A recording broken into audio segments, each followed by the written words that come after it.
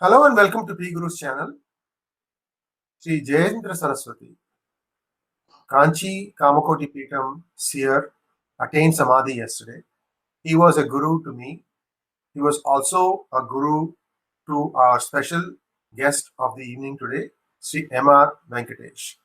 So today we are going to reminisce our memories of this great seer, how he personally affected our lives. MRV, welcome to this program. Good morning, sir. Sir, we had to delay our recording today because we were watching his last procession and the rites associated. MRV, when did you meet Sri Jayendra Saraswati, and what were your memories of having interacted with him? Frankly, I don't recall the precise date or when I met him first. Probably several years back as a young boy. And probably at that time we were all overwhelmed by the presence of Mahaswami, the previous guru. So at that time the limelight and the spotlight was always on the Mahaswami. Of course, we knew that Jayendra Saraswati Swamigal was the next pontiff. But somehow or the other, only when Mahaswami faded out of his physical existence in this world, did we start interacting directly with His Holiness Jayendra Saraswati Swamigal. But my interaction with him was the last one, last February, if I recall correctly, when I went to Kanchipuram to meet him. And as I sat, I was introduced and I was just sitting, and he was asking me something about Delhi atmosphere and how things are working out in Delhi. And after a few minutes, I just came out and was waiting. And strangely, I got a call from Dr. Subramanian Swami. So he asked me, "Where are you?" I said, "Sir, I am in Kanchipuram." So he said, "Are you inside the mutt? And if you are inside the mutt, go and do a pranam on my behalf to His Holiness." So I again went into his room and again I prostrated and said, "This time my salutations is on behalf of Dr. Swami, who sent his pranams and sought your ashirvadams." So His Holiness was very gracious to do so on my behest and request. Then as I prepared to leave, he asked me to wait. As luck would have it, I was waiting and I had to leave for the airport. I was getting a bit restless because I didn't want to, I didn't dare to move out because he asked me to wait. Then after some time, he came with a Patikamala, which he gave it to me, which I still have it, and I think it's a very fond memory.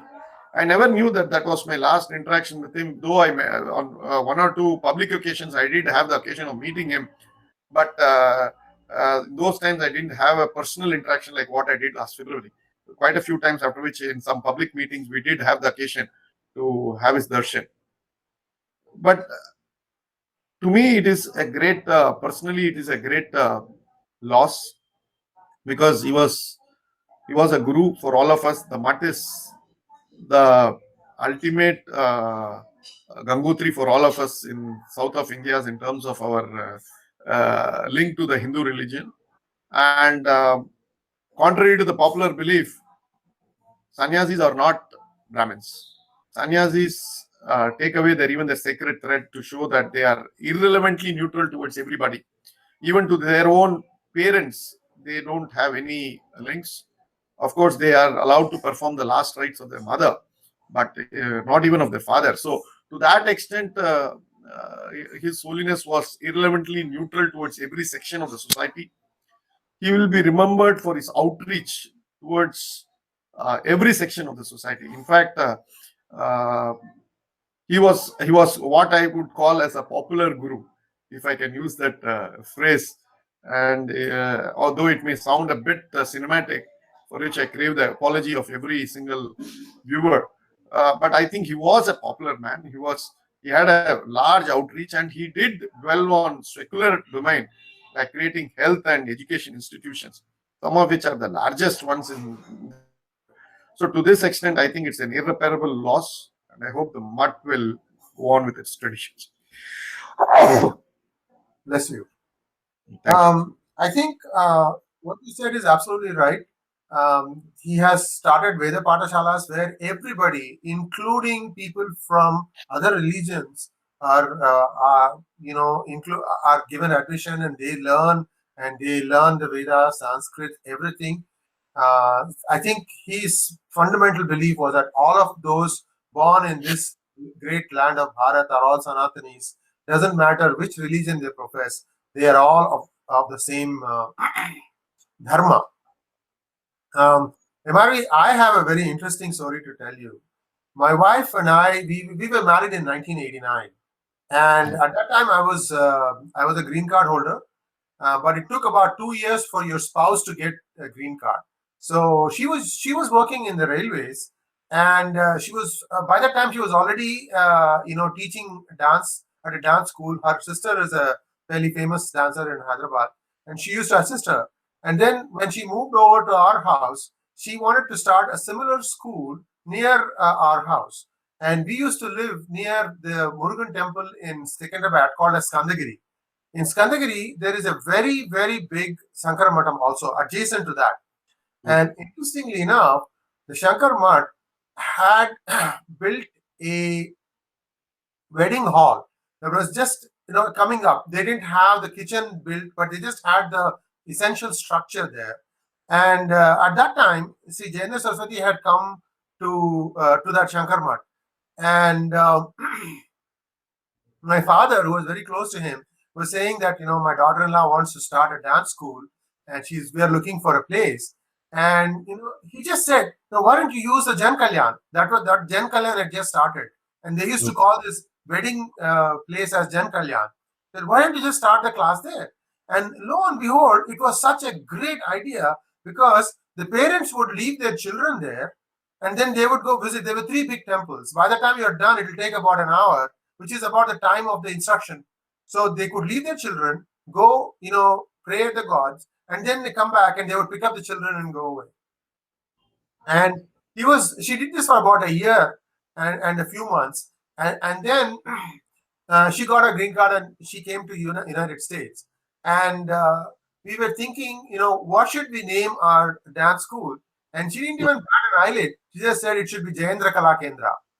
And it's now 25 years old. We are a fairly well-established organization. I have not shared the story with anybody before, but it's thanks to that great man that she continued her passion of teaching dance, and then we left. She picked up from where she left off in India and started it here. Okay, fairly interesting story. Well, like you said, Mahaperiva was very well known to our family. In fact, I would go back about, I would say, 1930s, 1940s. What used to happen is my grandma, my mother's side, grandma, she was fairly well off. Her parents were fairly well off, and she had a fairly big property in a place called Sholingar. And in those days, Mahaswami used to walk. So every time he would set north, the first stop for them was after Kanchipuram. Sholingar was about a day's walk or something like that, or maybe 2 days walk, something like just say that it was an ideal stop point. And then when they came there, they needed some very basic ingredients. I mean, they would make their own milk, they would make their own ghee, they would make their own other things that you use in a homam, like for example what you call as cakes that you use for out of cow dung. And you have to have cow, what we call as the Bos Indicus cow, and so on and so forth. And he would stay there for 45 days. I mean, and this has happened over a period of time. My grandfather actually belongs to Kanchipuram, by the way. I mean, he was born in Kanchipuram. And he and Mahaperiva would converse in Sanskrit, and they would talk about Dvaita, Advaita. My mom said, I didn't understand Sanskrit, but I could see the wealth of knowledge that could be shared. So I mean, so we I mean, and I really was very, very. I mean, I heard all these things first hand, second hand information, but I have seen Jayendra Saraswati, and I'm indebted to him for having provided this at that moment of time, and it's really helped us take off, and I always say this thing, I was another inventor, another Silicon Valley entrepreneur doing a lot of jobs. I don't know what happened. In 2014, I just said, I'm going to do something different, completely different. And out of that came PGurus. And I've been really enriched. I've come to know you and so many other people. And what I see as a fundamental connect between most of us, it all goes back to Kanchi. So he said it's a symbiosis. Yeah. I mean, we've never met before, right? I mean, we've known each other for a few years now, but before that, never. I had never met Dr. Swami, nor do I have met Sri Gurumurthy or Professor RV. I can just keep going on. It's just amazing how this thing has coalesced into a unit where we are all doing our little bit for Dharma. Yes. So, and it really leaves a void that is hard to fill. But I think we'll all have our memories to cherish about this great man. Yes, obviously, and I really hope the mutt will continue. Of course, it has been having a tradition of around 2,500 years. And think of it, 2,500 years of unbroken tradition. And probably nobody can even boast of any other thing equals to that. And compare it with the Constitution, which has got a 70-year pedigree. So, so it's almost 35 times the history of Constitution.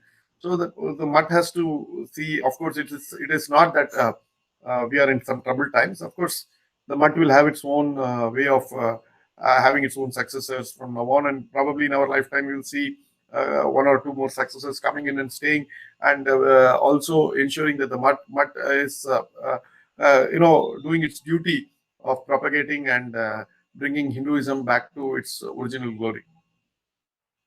Thank you very much, MRV, and with a heavy heart, I bid viewers adieu. We'll be back with other events in the days and weeks to come. Thank you very much. Thank you, sir.